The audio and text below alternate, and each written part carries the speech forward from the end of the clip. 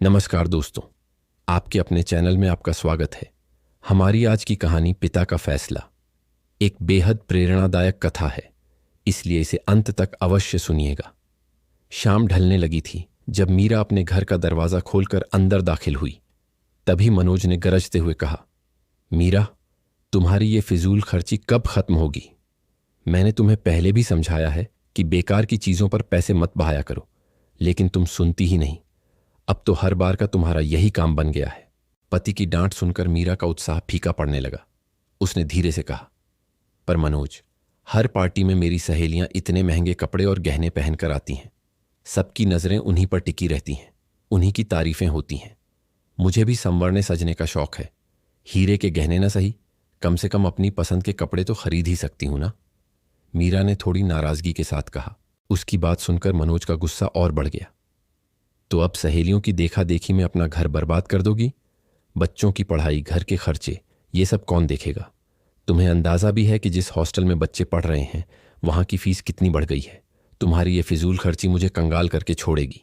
इस पर मीरा गुस्से से बोली, तो क्या अब मैं अपनी पसंद का कुछ भी नहीं खरीद सकती? ये बहस अभी चल ही रही थी कि मीरा का फोन बज उठा। उसने फोन उठाया। बेटी, तबीयत तो ठीक कहाँ रहती है। कई दिनों से सोच रहा था कि डॉक्टर को दिखा दूं, लेकिन अकेले जाने की हिम्मत नहीं होती। मीरा का दिल दुख से भर आया। उसकी मां का पिछले साल देहांत हो चुका था और उसका कोई भाई भी नहीं था जो पिता की देखभाल करता। मीरा ने पिता की मुरझाई हुई आवाज सुनी तो उसकी खुशी एक पल में गायब हो गई। उसने कहा, पिताजी, आप चिंता मत कीजिए। आप चाचा जी के बेटे अमित से कहिए ना, वह आपको डॉक्टर के पास ले जाएगा। आखिर अपने ही तो ऐसे समय में साथ खड़े होते हैं। वैसे भी दूर थोड़े ही रहते हैं वो, साथ वाला ही तो घर है। मैं अभी उसे फोन कर देती हूं। इस पर शिव प्रसाद जी ने हल्की खांसी के बीच जवाब दिया, बेटी, मैं उसे बुला तो लेता। मीरा ने उनकी बात काटते हुए कहा, आप चिंता मत करें पिताजी, मैं कुछ इंतजाम करती हूं। आप थोड़ा आराम कीजिए, मैं बाद में बात करती हूं। फोन रखते ही मीरा के चेहरे पर गंभीरता छा गई। उसने मनोज की ओर देखा और चिंतित स्वर में कहा, सुनिए, पिताजी की तबीयत ठीक नहीं है। चाचा जी के घर पर भी इस समय कोई नहीं है जो उन्हें डॉक्टर के पास ले जा सके। इस पर मनोज ने कोई प्रतिक्रिया नहीं दी तो मीरा बोली, लगता है हमें उन्हें यहीं ले आना चाहिए। गांव में वे बिल्कुल अकेले हैं, उनकी देखभाल करने वाला कोई नहीं है। मीरा चिंता में थी। उसकी बात सुनकर मनोज पल भर के लिए चुप रह गया, लेकिन उसके मन में जैसे विचारों की उथल पुथल मच गई। अब एक और खर्चा, उसने सोचा। उसकी आंखों में थोड़ी झुंझलाहट झलक रही थी। वो क्या है ना मीरा, मौसम ही ऐसा चल रहा है। हल्की फुल्की तबीयत खराब होना तो आम बात है। ऊपर से प्रदूषण भी कितना बढ़ गया है, खासकर हमारे शहर में। अगर पिताजी यहां आएंगे, और वैसे भी क्या पता उन्हें यहां अच्छा लगे या नहीं। गांव की खुली हवा, अपना माहौल, वहां वो ज्यादा सहज महसूस करते हैं। क्यों उन्हें बेवजह परेशान करें? मुझे लगता है उनके लिए गांव में ही रहना सही रहेगा। मीरा मनोज की बात सुनकर चुप हो गई, लेकिन मन में एक बेचैनी थी। पिताजी की तबीयत के बारे में सोचकर वह बार बार परेशान हो रही थी। उसकी यह बेचैनी मनोज से छिपी नहीं रही। थोड़ी देर बाद मनोज बोला, मीरा, ऐसा मत सोचना कि मुझे तुम्हारे पिताजी की चिंता नहीं। मैं समझता हूं कि तुम उनकी वजह से परेशान हो, लेकिन बुढ़ापे में तो ये सब चलता ही रहता है। तुम उनसे फोन पर हालचाल पूछती रहना, अगर उनकी तबीयत ज्यादा खराब होने लगे। मनोज की बात सुनकर मीरा ने कहा, शायद तुम ठीक कह रहे हो। शहर के वातावरण में उनकी तबीयत कहीं और न बिगड़ जाए। जरूरत पड़ेगी तो हम वहां चलकर उन्हें दवाई दिलवा देंगे। 2 दिन बीत चुके थे। मीरा जब भी अपने पिता का हाल जानने के लिए उन्हें फोन करती तो हर बार उनकी आवाज कमजोर और थकी हुई लगती। तीसरे दिन सुबह सुबह मीरा ने फोन किया। पिताजी, आपकी तबीयत कैसी है अब? उसने पूछा। तो पिता ने धीरे से कहा, बेटी, अब भी तबीयत वैसी ही है। दवाई से भी कोई फर्क नहीं पड़ा। सोच रहा हूं कि किसी दूसरे डॉक्टर को दिखा दूं, लेकिन अकेले जाना मुश्किल हो रहा है। अगर तुम दोनों आ जाते तो अच्छा होता। यह सुनकर मीरा का दिल भर आया। उसने पिता को ढांढस देते हुए कहा, आप चिंता मत करें पिताजी, मैं बात करती हूं और कुछ इंतजाम करती हूं। फोन रखने के बाद मीरा सीधा मनोज के पास गई। मनोज, पिताजी की तबीयत में कोई सुधार नहीं है। उन्होंने कहा है कि हम। अपना दुपट्टा संभालते हुए मीरा उनके साथ जाने को तैयार हो गई। कभी कभी मदद वहां से मिलती है जहां से आप उम्मीद भी नहीं करते। गाड़ी में बैठी मीरा मन ही मन सोचने लगी। गांव पहुंचने के बाद प्रकाश मीरा के पिता शिव प्रसाद जी को गाड़ी में बिठाकर डॉक्टर के पास ले गया। डॉक्टर ने जांच करने के बाद बताया, इनका शुगर लेवल बढ़ा हुआ है। और फेफड़ों में संक्रमण का असर दिख रहा है। मैं कुछ दवाएं लिख देता हूं, ये जल्द ही ठीक हो जाएंगे। अस्पताल से वापस आने के बाद मीरा 2 दिन के लिए अपने पिता के पास ही रुक गई। प्रकाश ने भाभी जी से कहा, अगर किसी और चीज की जरूरत हो तो मुझे तुरंत बताइएगा। तीसरे दिन जब मीरा गांव से लौटकर घर आई तो शाम के 7 बज रहे थे। थकी हुई सी वह अंदर आते ही सोफे पर बैठ गई। मनोज ड्राइंग रूम में टीवी देख रहा था। उसे देखते ही उसने औपचारिकता से पूछा, तो पिताजी की तबीयत कैसी है अब? मीरा ने पानी का गिलास उठाते हुए जवाब दिया, अब ठीक है, उनका शुगर लेवल ज्यादा हो गया था। खाने में परहेज भी तो नहीं करते हैं ना? उसने आगे कहा, पिछले कई दिनों से कोर्ट केस की भागदौड़ में उन्होंने अपनी सेहत का ध्यान ही नहीं रखा और उनकी तबीयत बिगड़ गई। लेकिन एक बात तो अच्छी हो गई, सालों से जो उनका कोर्ट केस चल रहा था उसका फैसला उनके हक में ही आया है। केस? कौन सा केस? मनोज ने तुरंत चौंकते हुए पूछा। मीरा ने कहा, अरे वही, उनकी जमीन का केस। याद है जो पिछले कई सालों से चल रहा था? आखिरकार उन्होंने वह केस जीत लिया। मनोज के हाथ से चाय का कप लगभग गिरने ही वाला था। उसकी आंखें चौड़ी हो गईं। वह थोड़ा आगे झुकते हुए बोला, क्या? वही जमीन जो हाईवे के साथ लगती थी? मीरा ने सहजता से जवाब दिया, हां, वही जमीन। मनोज ने हैरानी से कहा, बाप रे, उसकी कीमत तो करोड़ों रुपए है। मीरा बोली। उसके चेहरे पर विचित्र उत्साह और खुशी की झलक आ गई। वह, ये तो बड़ी अच्छी खबर है। वैसे उन्होंने कुछ कहा कि वह इस पैसे का क्या करेंगे? नहीं, अभी तो कुछ नहीं सोचा, और वैसे भी जब शरीर ही साथ न दे तो पैसा भी किस काम का। मनोज ने अपनी चाय का कप नीचे रखते हुए गंभीरता का दिखावा करते हुए कहा, बात तो सही है, ऐसे बड़े फैसलों में सोच समझकर कदम उठाना चाहिए। आखिर यह संपत्ति उनकी मेहनत की है। मनोज के दिमाग में जैसे खलबली सी मच गई। वह दिखाने को भले ही सामान्य बना रहा हो, लेकिन अंदर ही अंदर वह बेचैन हो उठा था कि कहीं मीरा के चाचा का बेटा अमित उसके ससुर को अपने पक्ष में कर जमीन हथिया न ले। आखिरकार मेरी पत्नी मीरा अपने पिता की है और उस जमीन पर हमारा ही हक बनता है। मन ही मन वो सोचता जा रहा था। रात को जब मीरा रसोई का काम निपटाकर कमरे में आई तो मनोज लैपटॉप लिए बैठा था। मीरा ने देखा, उसका ध्यान स्क्रीन पर नहीं था। बिस्तर पर बैठकर मीरा तकिया ठीक करते हुए बोली, किन विचारों में खोए हैं? लैपटॉप का काम हो गया है तो उसे बंद करके सो जाए ना फिर। मनोज बोला, मीरा, तुम्हारे पिताजी की तबीयत सही नहीं है। क्या तुम्हें नहीं लगता कि अब उन्हें अकेले वहां छोड़ना ठीक नहीं होगा? आखिर वे हमारे बड़े हैं, हमारा फर्ज बनता है उनका ख्याल रखना। मीरा ने कहा, मैंने तो पहले भी कहा था कि चलकर उनसे मिल आते हैं, और आपको ही ऑफिस के काम ज्यादा जरूरी लगते थे। मनोज बोला, अरे मीरा, मुझे कहां पता था कि उनकी हालत इतनी ज्यादा खराब है। अब तुमने आकर सब बताया तो अब सोचता हूं कि उन्हें यहीं ले आते हैं। हमारे साथ रहेंगे तो हम उनकी अच्छी देखभाल कर पाएंगे। मनोज की बात सुनकर मीरा ने कहा, अरे, लेकिन आपने ही कहा था कि गांव का माहौल उनके लिए बेहतर है। उसने अपनी बात पूरी करते हुए कहा, वैसे तो आपकी बात ठीक थी। हमारे शहर में तो प्रदूषण ही इतना है कि अच्छा भला इंसान भी बीमार हो जाए, और फिर उनका दिल भी यहां लगेगा या नहीं, कौन जाने। तो 3 दिन बाद अमित तो अपने घर पहुंच ही जाएगा, फिर वे लोग उनका ध्यान रख लेंगे। और तुम भी ना मीरा, आजकल हर कोई अपने काम में व्यस्त है। अगर उनकी तबीयत बिगड़ गई तो कौन जिम्मेदार होगा? हम क्यों दूसरों पर निर्भर रहें? मैं कहता हूं उन्हें यहीं ले आते हैं। मीरा को मनोज की बात में थोड़ा दम लगा। वह सोच में पड़ गई। बात तो आप सही कह रहे हैं, यहां रहेंगे तो हमारी नजरों के सामने रहेंगे। अगले दिन सुबह जब मीरा की आंख खुली तो उसने देखा कि मनोज पहले से ही तैयार होकर बैठा था। यह देखकर मीरा चौंक गई। उसने उठते ही पूछा, अरे, आज ऑफिस जल्दी जाना है क्या? इतनी सुबह सुबह तैयार हो गए? नहीं मीरा, आज ऑफिस नहीं जाऊंगा, मैंने छुट्टी ले ली है। मीरा और भी हैरान हो गई। छुट्टी क्यों? क्या कोई खास बात है? हाँ मीरा, हम आज ही गांव जाएंगे पिताजी को लेने। लेकिन मनोज, हमने तो रविवार को जाने का सोचा था, आज अचानक से। तो मनोज बोला, हां, जितना जल्दी उतना बेहतर। उनकी सेहत का सवाल है और इस मामले में किसी तरह की देरी या लापरवाही नहीं कर सकता। और मीरा, तुम्हारे चाचा का बेटा अमित कितना चालबाज है, क्या तुम नहीं जानती?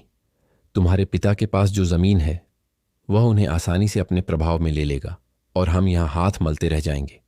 उन्हें यहां ले आएंगे तो एक पंथ दो काज हो जाएंगे।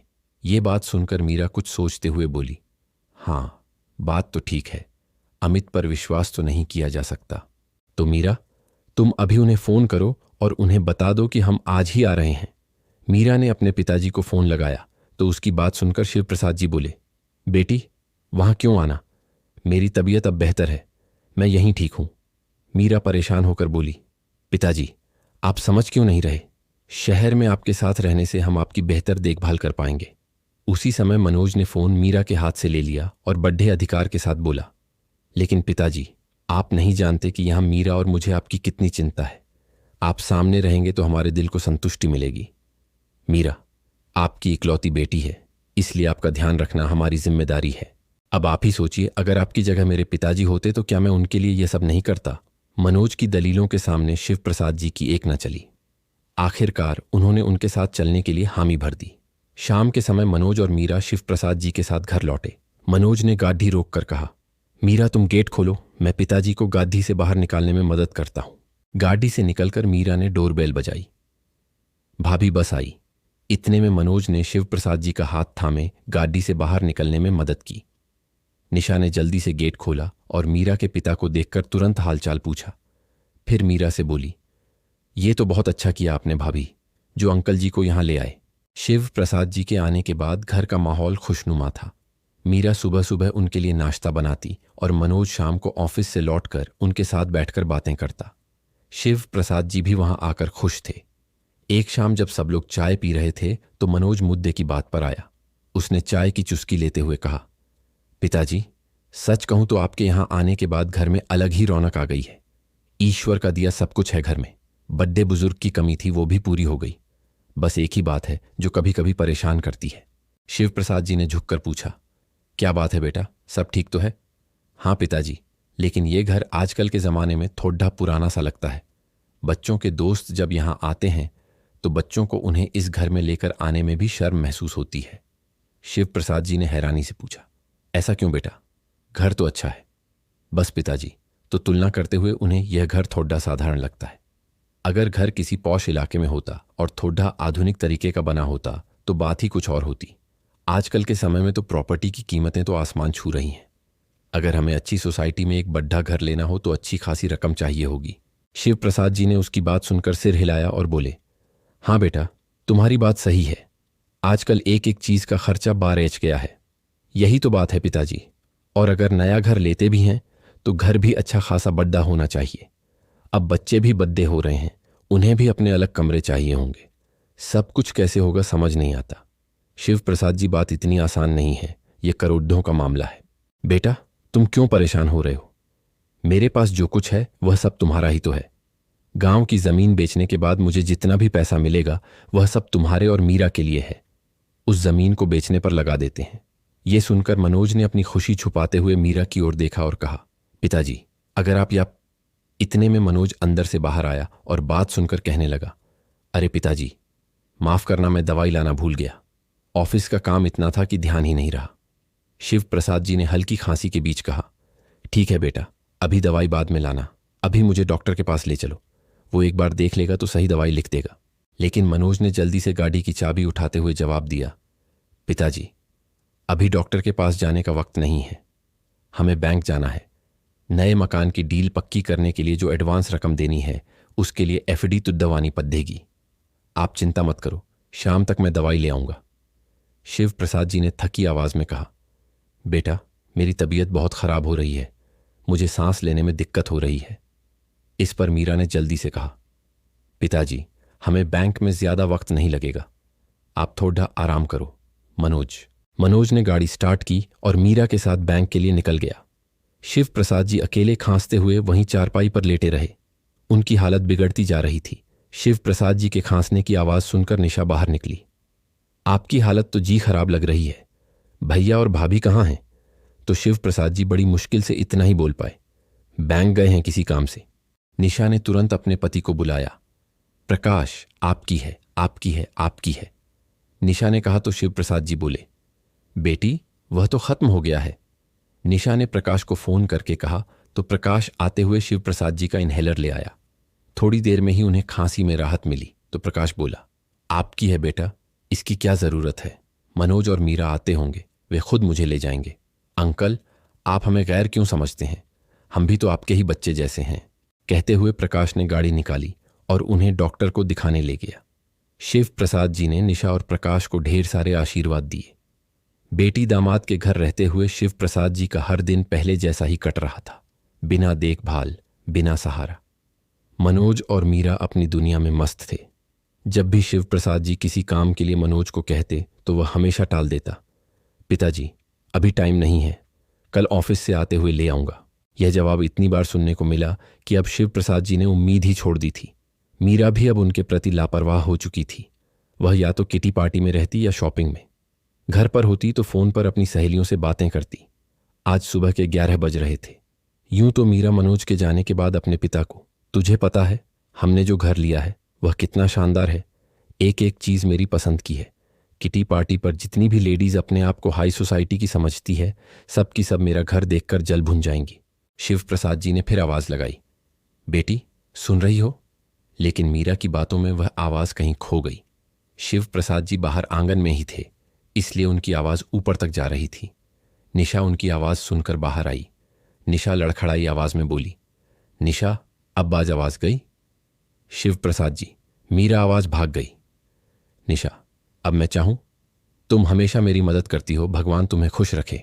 अक्सर प्रकाश भी शिव प्रसाद जी के पास थोड़ी देर आकर बैठ जाता था, उनका हालचाल पूछ लेता। अब तो दवाई खत्म होने पर शिव प्रसाद जी प्रकाश को ही फोन करके अपनी दवाई मंगवा लिया करते थे, और प्रकाश के मना करने के बावजूद भी उसके हाथ में दवाई के पैसे जबरदस्ती थमा देते थे। दिन धीरे धीरे बीतने लगे।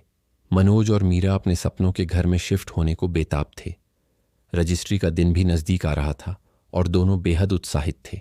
एक शाम जब मनोज ऑफिस से घर लौटा, मीरा ने झूमते हुए कहा, सुनिए, अब हम अपने नए घर में शिफ्ट होने जा रहे हैं, तो क्या आपको नहीं लगता कि हमें एक बढ़िया सी गाड़ी भी लेनी चाहिए और घर के लिए फर्नीचर भी आरामदायक और शानदार होना चाहिए? हमारे रिश्तेदार, आपके दोस्त और मेरी सहेलियां, सब लोग घर देखने आएंगे तो सब अच्छा दिखना चाहिए ना?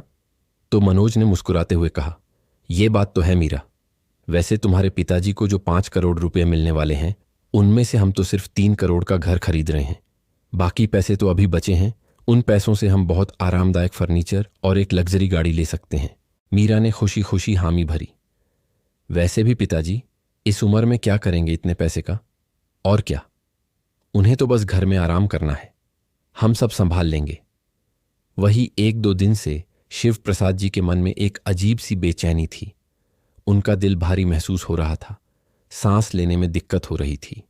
आखिरकार वह दिन आ ही गया जब उनकी जमीन की रजिस्ट्री का काम होना था। मीरा और मनोज दोनों बहुत उत्साहित थे।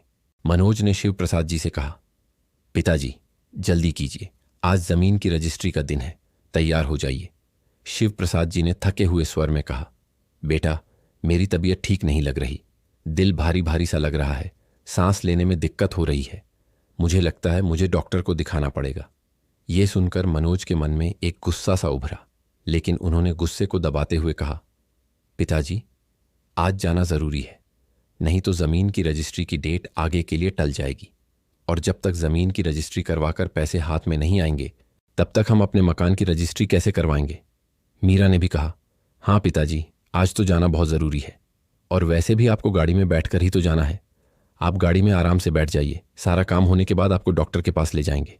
शिव प्रसाद जी ने दुखी होकर कहा, बेटी मेरी तबीयत अगर ठीक होती तो मैं क्यों मना करता, लेकिन अब तो मुझे उठने तक की भी हिम्मत नहीं है। फिर भी मनोज और मीरा ने आखिरकार अपनी बात मनवा ली और शिव प्रसाद जी को गाड़ी में बिठाकर लखनऊ की कचहरी की ओर निकल पड़े। उन्होंने यह कहकर ढांढस बंधाया कि काम थोड़ी देर में हो जाएगा, फिर वे उन्हें डॉक्टर के पास ले जाएंगे, परंतु वे दोनों वापस नहीं आए। शिव प्रसाद जी का दम घुटने लगा था। उन्होंने 1-2 बार फोन किया, लेकिन हर बार यही जवाब मिला, बस थोड़ी देर और लगेगी, फिर हम आपको डॉक्टर के पास ले जाएंगे।